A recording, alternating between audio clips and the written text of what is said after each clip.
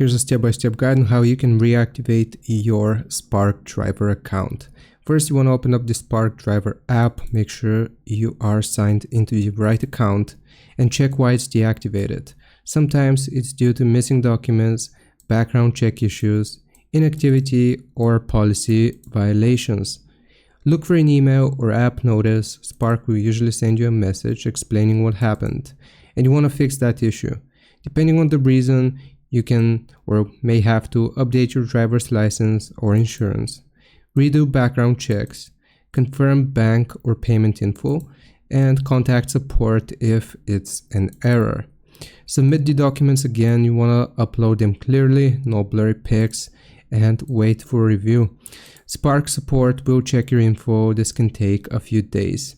You will then get email confirmation or within the app once your account is reactivated, and you can begin driving again, accept offers, deliver orders, and you're back on the road.